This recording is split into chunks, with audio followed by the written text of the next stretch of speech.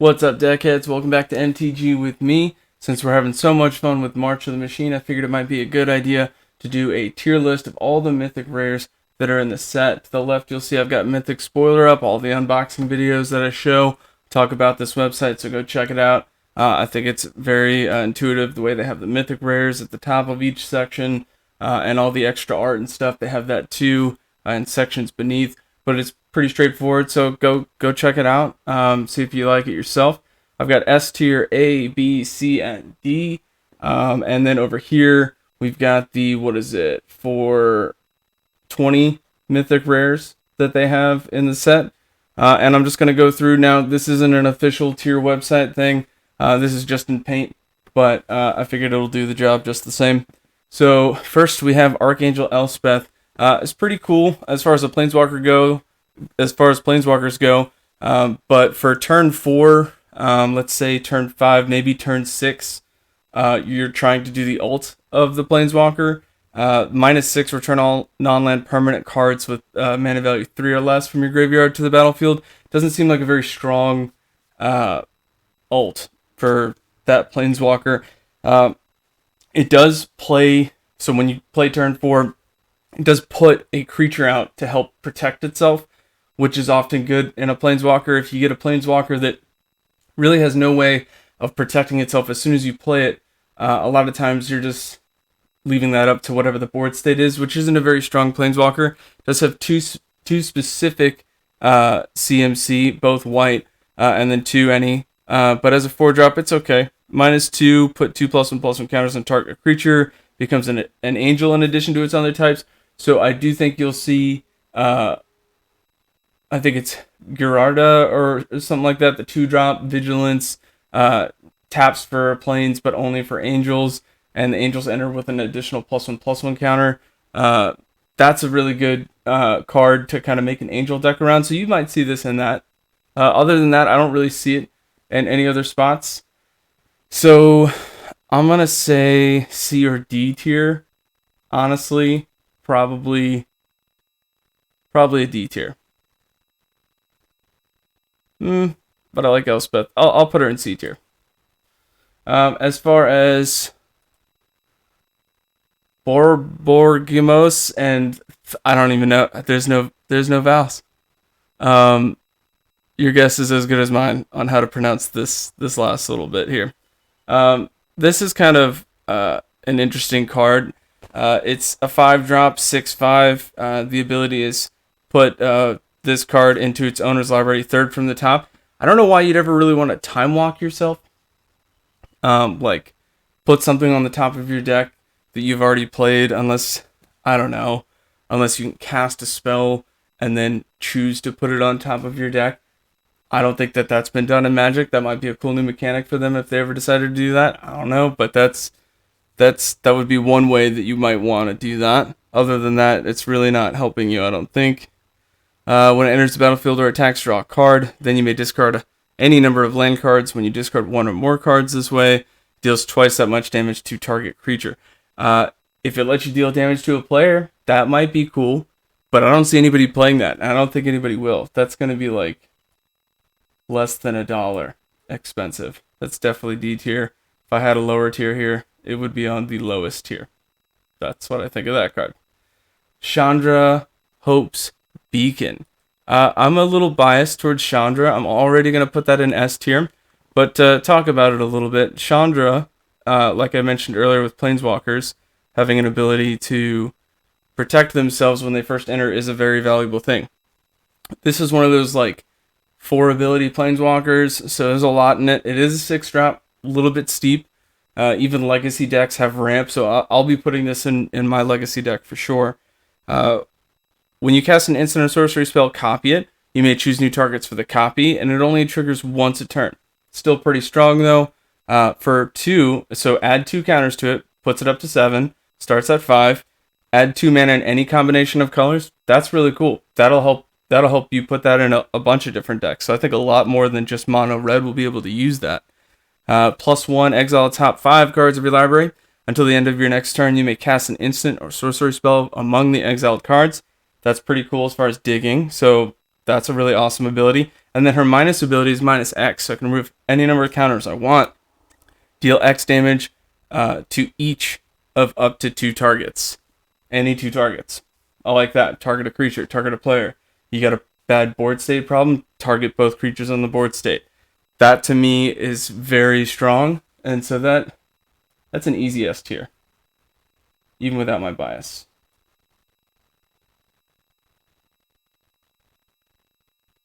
Okay. Next one, Elish Norn. This is a pretty strong card. Vigilance 3/5. Whenever an opponent deals damage to you. So anyway, combat damage, if they hit you directly, or a permanent you control. So even your planeswalkers, unless they pay 1, they're losing 2 life. That's really strong.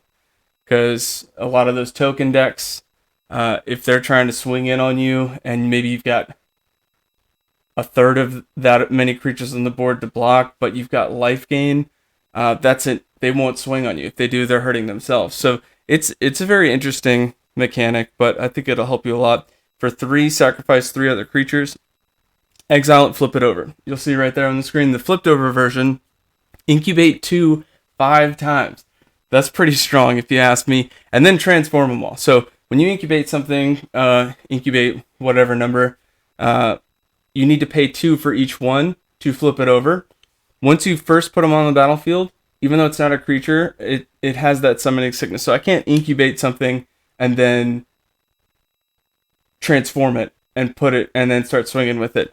Now I can incubate, have the tokens on the battlefield, and then once it's my turn, I can transform and swing with them. So as long as they've gone through the upkeep, they get rid of that summoning sickness, and you should be okay. The second step is creatures you control get +1/+1 and gain double strike until end of turn. So if they didn't board wipe that, and now it's your turn, it's so strong. 5/3/3 double strikes, they'd have to have some sort of an answer. So this card is a very, very strong card, easily an S tier, but let's just look at the last one. Destroy all other permanents except for artifacts, lands, and Phyrexians. Exile this and return it back as Elish Norn, so it flips back. That's insane. That's very specific. The stuff that it's making isn't getting wiped away. So if you can use that, I think you should. I was using it in my deck that I'm playing on MTGA, which is great, but it's kind of hard for me to get Elish Norn to flip. So I'm not really utilizing all of that I can with it. All right, next we have Invasion of Innistrad.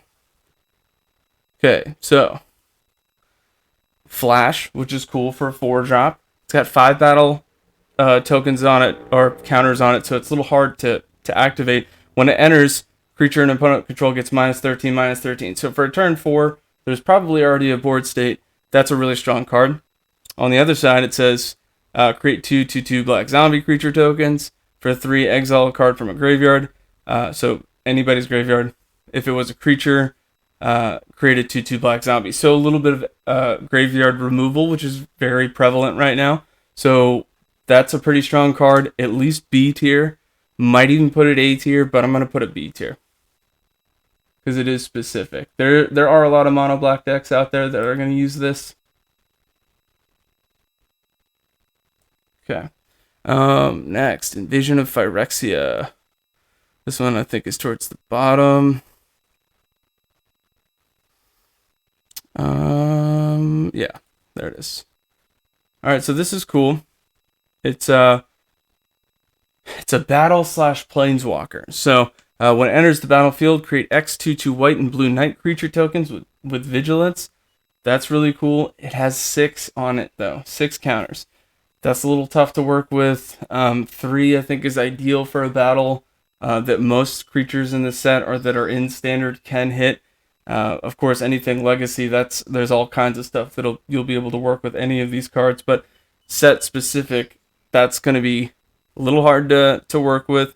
But there is a lot of blue-white soldier decks going on there, so that might help. If those were soldiers instead of knights, that would definitely be in that deck. Let's take a look at Teferi. +1, draw 2 cards and discard 2 cards unless you discarded the creature. -2, you get an emblem with knights you control, get +1/+0, and have ward 1. For -2, ooh, that's actually really strong because emblems, they don't go away, right? Like, so you slap an emblem in that game, you play that, you're pretty strong. You've got a good advantage, and the opponent can't counter it, can't remove it in any way. So that's definitely important to note. -3, tap X creatures you control. When you do, shuffle target non-land permanent and opponent controls with mana value X or less. You're creating creatures to tap to do that. All of that's good. I think that that's actually an A tier. Might be a B tier, but we'll put it A. I think people are gonna find a way to use that card. All right. Next we have Invasion of Ravnica. I think that's farther down. Yeah. Okay.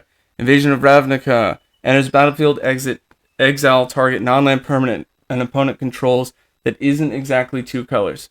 So that's most of them. I'd say most things are either 1 color or tricolor.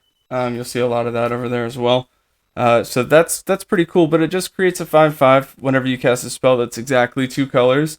Look at the top 6 cards of your library, reveal a card that's exactly 2 colors. You get the idea, exactly 2 colors. So if you have a deck that's exactly 2 and you have a bunch of the dual color, you can use this. But other than that, you're not really going to get a lot out of it. And that's a lot to ask for specific mana. Now, there are plenty of lands that let you do that, but that's a lot to ask.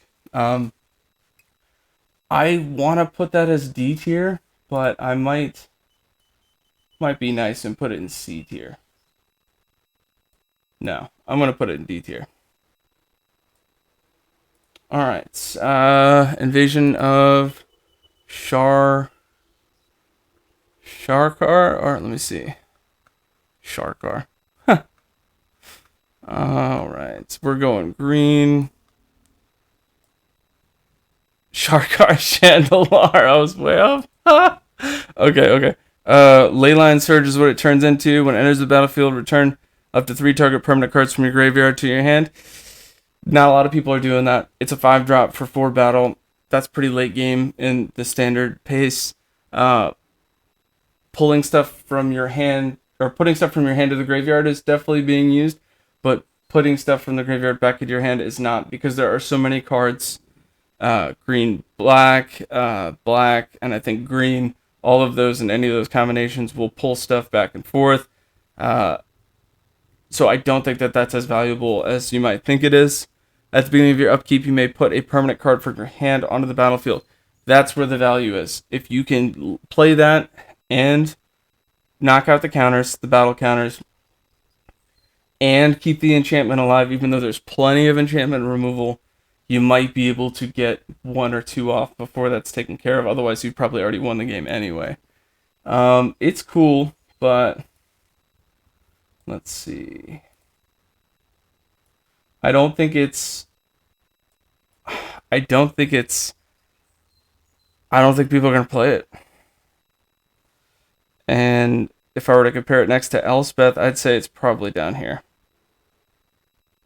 Probably a D tier. Sorry about it. Okay, Invasion of Tarkir. This might be an S or an A tier. This is a really strong card to play. It's 2-drop. Yeah, there's 5 battle counters on it, but it deals X plus 2 damage to any other target, including your opponent. So if you're playing a mono red deck, very strong. If you're splash hitting them with something else, okay, it does a little bit.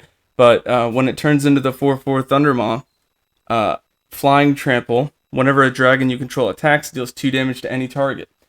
So it helps itself after it's transformed. And if you somehow have a dragon deck, which there could be like a tribal dragon deck out right now. I haven't seen one, but you could definitely do that.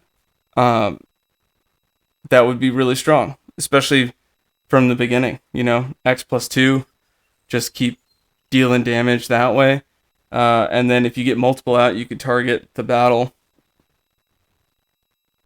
When it enters the battlefield, so it's already there, reveal any number When you do, it deals X plus 2 damage to any other target.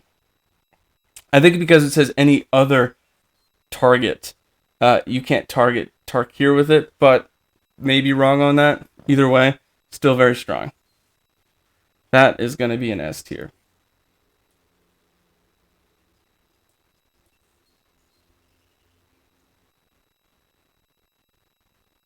Cool. Jin Gitaxis. That is just nuts. This card. Oh man. If you haven't read it yet, it's a 5/5 for 5. A lot of the mono blue decks should be using this. It's got Ward 2. Whenever you cast a non-creature spell with mana value 3 or greater, draw a card. Disgusting for blue, because blue needs draw to keep kind of countering and controlling the board state. For 4, exile it, return it over. Got it. Okay.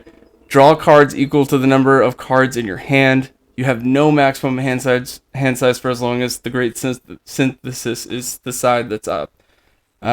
Number 2, return all non-Phyrexian creatures to their owner's hand. So if anybody's not using Phyrexian, that's just going to get rid of all that. And then turn 3, you can cast any number of spells from your hand without paying their mana cost. Exile it, flip it back over. So that includes all your draw cards, to make sure that you have 7 cards when that flips, not just 7 while that's out. All your creature cards that you're trying to play, any kind of weird, like, it's just so good. It's incredibly good, and I think you might get even more value out of that with a Simic deck, like a blue-green that's got a board state, small amount of counters, but enough that you're still, as the opponent, like, can I play this? I don't know. That is 100% an S tier card. This is going to be very annoying to play against, and I'm sure that's found its way into Mythic already.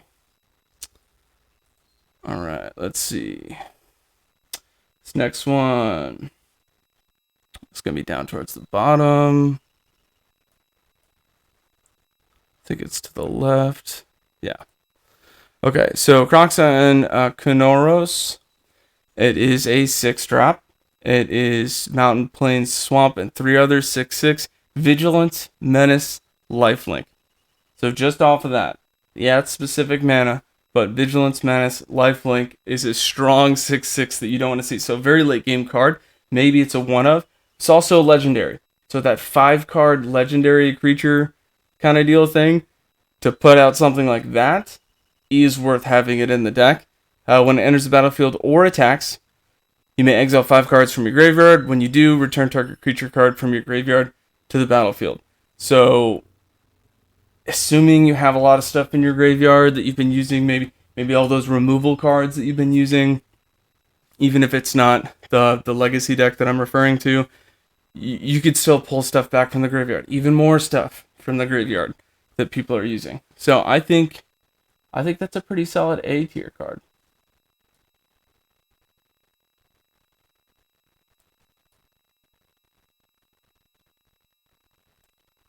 All right, Monastery Mentor. This is a reprint. Card's been around for a while, but it's a pretty solid card. It's got prowess, and it creates 1/1s that also have prowess. It's a 2/2, but it creates 1/1s that get prowess. Prowess is +1/+1 for each spell that you've played before, or that turn, I should say. So when it swings, a lot of times people will wait till declare blocks and do combat tricks. Makes those even more effective. If you're doing stuff like you want to bounce creatures out of the way before swinging, also works too. It's pretty strong card. I'd say that's A tier. But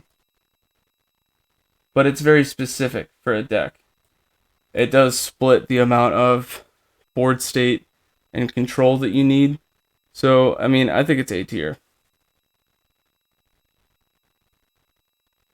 Could be B tier. Actually, I'm going to put it B, because I think it's that specific. All right. Sheldred. Ugh, this one has been quite annoying to play against. When it enters the battlefield, I gotta sack a creature when they play it. It's a 4/5 menace, and it has to be a non-token creature. For 5, exile it, return it. For each opponent, destroy up to one target creature or planeswalker that player controls. So for 5, you can play it the next turn, you can flip it and keep removing creatures with a solid card as a board state. Number 2, discard 3 cards and mills 3 cards. Like, it makes me do that as the opponent, which is, I hate that. And then the last one is put all creature cards from all graveyards onto the battlefield under your control, and then exile this and return it back. That's pretty tough, right? Like, you have to answer that. If anybody has that out and does that, you can't do anything. So exiling cards from graveyards is definitely a strong thing to do. If you could somehow incorporate that into your deck that you're playing with, you might be better off. Not just because of what's been out there, but all the stuff that they just put into the mix with March Up the Machines. That's an A tier. I don't want to put it A tier because it's been crushing me. But realistically, that's an A tier card. Even though it is a 5-drop, it's a late. Sword of Once and Future. This is, I think, it's probably the best of the swords just because of the colors associated with it. Gives protection from blue and from black. It also gives +2/+2. Protection. Anytime something has protection, you want to think of the word debt. DEBT. Can't be dealt damage, can't be enchanted, can't be blocked, can't be targeted. It's way stronger than hexproof. I think that's one of the best mechanics in the game, is to have protection from something. Now let's say I have a board wipe. Destroy all creatures. That's not going to stop that, because I'm not targeting it. I'm not dealing damage to get that toughness to 0 to get that creature out of the way. It's destroy all, so that's not going to help you there. But in a lot of these decks, especially when you get into Diamond, the blue-black control is insane. So having protection from blue and from black, very strong. For them to put in artifact, enchantment removal with those kinds of decks, kind of takes away from their counter removal thing that they need to have. So that's going to be a very strong card. When it deals combat damage to a player, Surveil 2. So I'll look at the top 2, and I'll put whatever I want into the graveyard that I didn't like, and leave whatever on the top. So, and then it says, then you may cast an instant or sorcery spell with mana value 2 or less from your graveyard without paying its mana cost. If it would be put into your graveyard, exile it instead. I think that would be good for mono red. Mono red would surely run into problems with blue-black removal. I think that's an S tier. Go ahead and clear up some of these spots.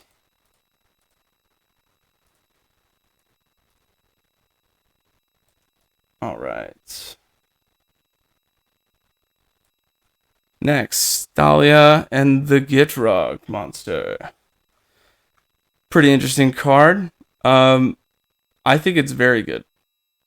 Some people are impartial to it. So Thalia, Gitrog monster, 4-drop, 4/4 with first strike and death touch. If you can find a way to give this trample, that's amazing. Because whenever you have death touch and trample, whenever I attack, whenever they block with something, even if they block with a 10/10, it only takes 1 damage to get through. So if I have Thalia and they have a 10/10, just vanilla, nothing. When it blocks, I will do 1 damage to the 10/10 and 3 to my opponent, because it only took 1 damage to get rid of it. That's where the death touch comes in, and then the trample lets it roll on over to your opponent. So not a lot of people know that. Keep that in mind when you're playing. You may play an additional land on each of your turns. That's a great ability to have on any card. Creatures and non-basic lands your opponents control enter the battlefield tapped. Even better, when Thalia, the Gitrog monster, attacks, sacrifice a creature or a land, then draw a card. So there's the downside. Do I think it is S tier? It might be. It's like right there. When it attacks, sacrifice a creature or a land. I mean, you don't have to attack with it. You could leave it back. I mean, Death Touch is great for leaving back and just building up your board state kind of thing. So I'm going to put it S tier.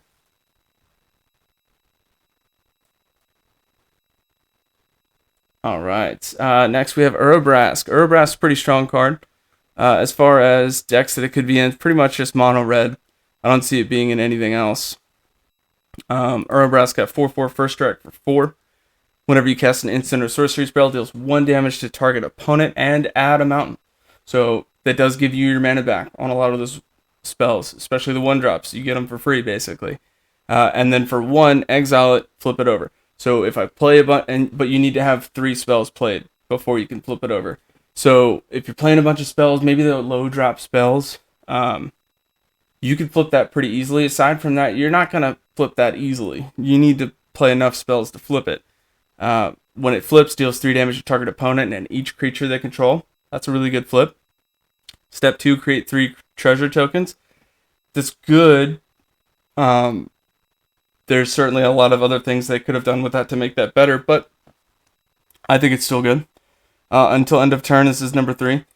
You may cast instant and sorcery spells from any graveyard. If a spell cast this way, would be put into a graveyard, exile instead, and then flip it back over. So I do like that you can play spells from either graveyard. That's really neat. I don't think it's S tier. I want to put it A tier because I'm impartial to red white. Plus first strike is great. So I mean, even as a 4/4, even as a 4-drop 4/4 first strike, that's pretty cool. And if I were to put it down to B tier, I don't think I'm doing it justice enough because you're getting mana back for playing spells that you're. I mean, yeah, I'm gonna put it A tier. I don't think it's S tier, but it's certainly not. Certainly not B tier. Okay, so next, Vorinclex. I think this is the weakest Vorinclex we've seen. It's a 5-drop 6/6 trample reach. Vorinclex, I'm pretty sure, always had trample reach. Might not have had reach. Either way, I know he's always had trample. Enters the battlefield, search the library for up to 2 forest cards, reveal them, put them in your hand. After 5 mana, getting the 2 more is A lot of the bigger stuff that green is using right now has Convoke anyway, so they're really just building up that board state, but it's still cool to get a 6/6 for 5 with all that. For 8, flip it. So you can't even flip it right away. That's kind of a setback. Mill 10 cards, put up to 2 creature cards among them onto the battlefield. That's very used. A lot of people are putting stuff from graveyard, so it is usable. Distribute 7 +1/+1 counters among creatures you control. Very strong. Until end of turn, creatures you control get 1. This creature fights target creature you don't control. That's really good too. Fighting mechanic is very unique. They will both deal their power to each other. Lifelink does help you with this. So if they target something that I have that has lifelink, I will gain life that way. Unlike some cards that say this deal that creature's power to that one. That's different. You're not gonna get lifelink from that, but in a fight you would. So there's that. But having 1, and it's pumpable, so I could just have 1 dominate the other ones. So that's a strong card. I'll say A, but it is probably the weakest of the Vorinclexes, my opinion. Ren, the Realm Breaker. Ren's pretty solid. Ren and Realm Breaker. So lands you control have tap, add 1 mana of any color. So for 3, maybe put them in tricolor decks. It'll help you with your mana fixing. Up to 1 target land you control becomes a 3/3 elemental creature. Vigilance, hexproof, and haste until your next turn. Still a land, so that's really cool. 2, mill 3 cards. You may put a permanent card from among them into your hand. A little opposite towards what we were talking about most people are doing. Playing from the graveyard to the battlefield. Still kind of cool. For 7, you get an emblem with you may play lands and cast permanent spells from your graveyard. So kind of like a Crucible of Worlds kind of deal thing there, but you do need 7. It'll take you a little bit to get there, but it should be worth it. That's not A tier, but I'll put it as a B tier. For sure, B tier. All right, and then we got some multicolored. So on the website, that's going to be a little bit down. Here we go. Zimone and Dina. And then we got Zergo left after that. Alright, Zimone and Dina. Whenever you draw your second card each turn, target opponent loses 2 life and you gain 2 life. Sacrifice another creature for tap ability. Draw a card. You may put a land card from your hand onto the battlefield tapped. And if you control 8 or more lands, repeat this process once. It's kind of cool. 3/4 for 3. So there's that.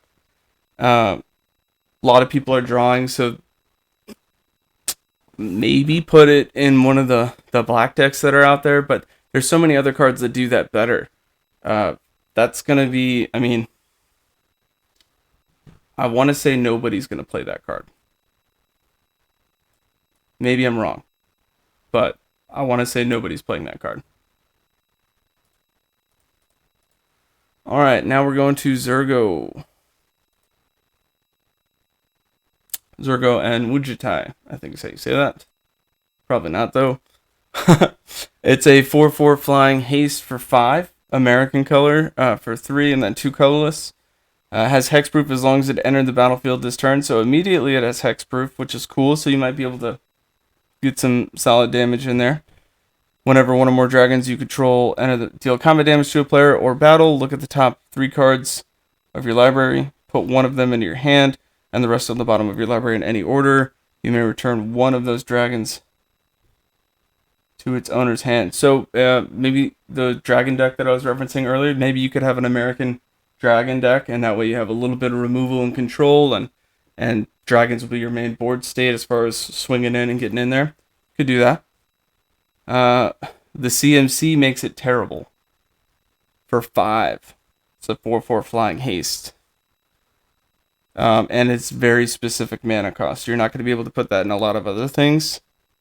Even that legendary deck that's out that pulls those onto the battlefield, like the legendary cards, that's not going to like continue to pull awesome stuff, because I don't imagine you'd have a bunch of dragons in the legendary deck. So, I mean, it is cool. I kind of want to put it D tier, but I'll put it C tier.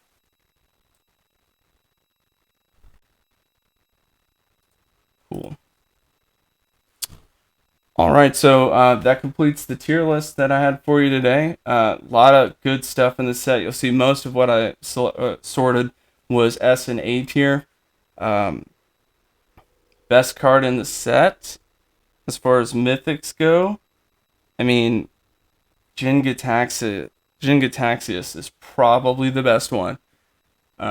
Because it's a creature, it's got ward, it's kind of hard to hit. And when you flip it over, it's just insane. You can put it in a lot of decks, even though it's got 2 specific blue. It's not impossible to do that, especially for what it gives you. But Chandra right up there too. I mean, I'm more partial to Chandra because I play a lot of Boros decks, and that's my favorite Planeswalker. So I'm going to say Chandra is the best card in the set.